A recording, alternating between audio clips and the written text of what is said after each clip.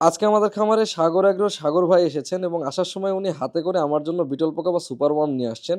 আমি আজকে আপনাদেরকে তার মুখ থেকেই শোনাবো যে সুপার ওয়ার্ম থেকে কিভাবে আপনারা বিটল পোকা তৈরি করবেন এবং এখান থেকে কিভাবে আপনারা পরবর্তী স্টেপে একের পর এক বিটল পোকা চাষ করবেন এবং চাষাবাদের পুরো প্রক্রিয়ায় যে মেইন জিনিস সেটা হচ্ছে মাদার তৈরি করা এবং এই প্রক্রিয়াটা কিভাবে হয় আমিও শিখবো তার কাছ থেকে এবং আপনাদেরকেও ছোট্ট করে ধারণা দেওয়ার চেষ্টা করব। চলুন শুরু করা যাক আজকের ভিডিও।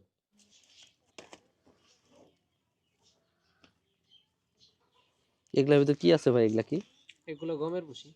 ও, গমের ভুষি খাচ্ছে কেরা? এগুলা গমের ভুসি খাই, পাশাপাশি এখানে থাকলে মানে ড্রাই থাকে, শুকনো থাকে। এগুলো যদি পানি বা স্যাঁতসেঁতে জায়গা হয়ে যায় তাহলে মারা যাবে একটু ভিজে গেলে। আচ্ছা আচ্ছা আচ্ছা। ধরেন বৃষ্টির পানি পড়লো বা অতিরিক্ত সবজি খাবার হিসাবে দিলেন, হুম হুম সবজি জায়গা কিন্তু একটা পানি বাইর হয়। হুম হুম। তো পানি বাইর হলে এখানে জায়গা ভিজে গেলে মারা যাওয়ার সম্ভাবনা থাকে। বুঝতে পারছি। আচ্ছা, এখন ওই ইয়াটা দেখান, প্রক্রিয়াটা দেখান। প্রক্রিয়াটা হয়েছে, এটা এখন একটু গরম জায়গায় রাখতে হবে, যে কোনো তাহলে বিল্ডিং রুমে হুম হুম খাটের নিচে টিচে থুয়ে দিবেন যেখানে। হুম। অন্ধকার জায়গা থাকলে তো সমস্যা নেই। অন্ধকারে আরো বেশি ভালো, তাড়াতাড়ি হবে, কিন্তু একটু গরম জায়গা লাগবে। আচ্ছা। এটার ঢাকনা পাওয়া যায় কিন্তু।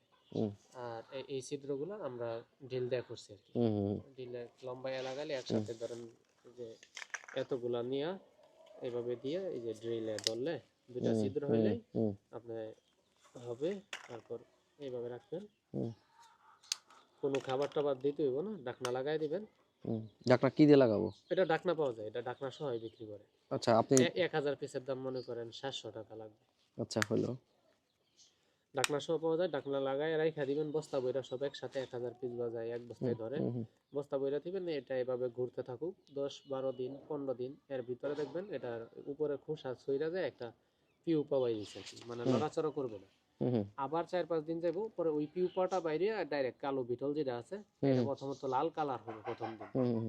লাল কালার পরে এটা ধীরে কালো কালার হবে। এখান থেকে বাইর কইরা কয়দিনের প্রক্রিয়া এটা? গরমকাল হইলে 15 দিন সর্বোচ্চ, আসে শীতকাল আনছি। 20-25 দিনও লাগতে পারে। আচ্ছা, মানে। আর পোকা হওয়ার পরে এটারে যে কোনো যে বোলবাটি হুম অথবা সমান যে বক্সগুলো আছে হুম হুম প্লাস্টিকের, ওই বক্সে গমের বসি দিবেন এতটুকু, বেশি মোটা না। বেশি হুম মোটা দিলে আর কি বসি জমা যাবে, জমা হুম গেলে কিন্তু কাজে দেবে না। অল্প একটু মোটা করে দিয়া হুম আপনার এরকম 100 কালো পোকা 100 ছাইরা দিবেন প্রতি 10 দিন পর পর। এই বসিটা এভাবে লাড়া দিলে দেখবেন নিচে ক্ষুদ্র ক্ষুদ্র লড়তেছে।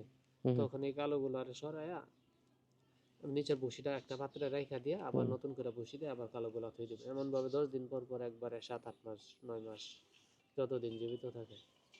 আচ্ছা, মানে 10 দিন পর পরে ওই হ্যাঁ, ভুসি থাকবে, ভুসির মধ্যেই হচ্ছে ওরা বাচ্চাটা দিবে, ওই বাচ্চা দেবে। বসিটা খালি ছড়াইয়া দিবেন। ওই বাচ্চা ভুসি খাবে পরবর্তীতে, তাই না? বসি খাবে, কিন্তু বসির বাচ্চারেও ছোট ছোট টুকরা দিতে হইব, কাঁচা পেঁপে অথবা মিষ্টি লাউ 3 দিন পর পর, কাঁচা ছোট ছোট। কাঁচা পেঁপের দাম তো এখানে কম আমাদের এখানে। ওই সবজির দাম কমলে এটার উৎপাদন খরচ এমনিও কমই।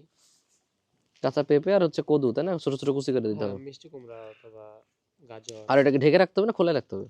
যদি আপনার মুরগি টুরগি অন্য কিছু যদি আক্রমণ না করে তাহলে হুম। তো খোলা থাকলে সমস্যা নেই। আচ্ছা। মানে এগুলো উঠতেও পারবে না, চলেও যাবেও না। দিয়ে দেখেন 2-3টা মুরগি দেয়।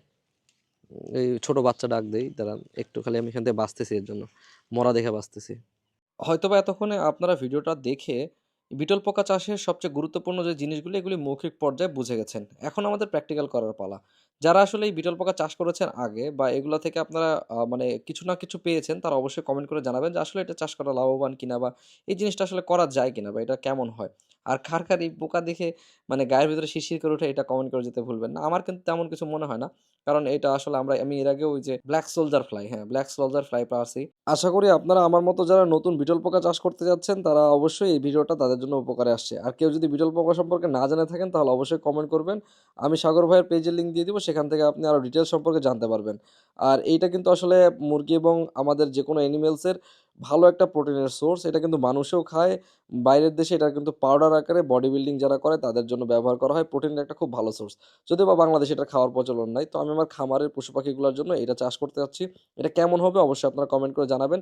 এবং ভাই আমাকে খামারটা ঘুরে ঘুরে আরও বিভিন্ন বিষয় নিয়ে পরামর্শ দিচ্ছিল কিভাবে সামনের দিকে সামনের স্টেপগুলো দেওয়া যায়। তো ভাইকে অসংখ্য ধন্যবাদ আমাদের খামারে ভিজিট করার জন্য।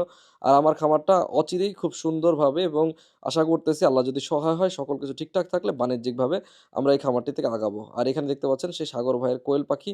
আর আগামী দিনে আপনাদের কোয়েল পাখি সম্পর্কে ডিটেইলস ভিডিও আসছে। সবার জন্য দোয়া রইল। ধন্যবাদ। আসসালামু আলাইকুম।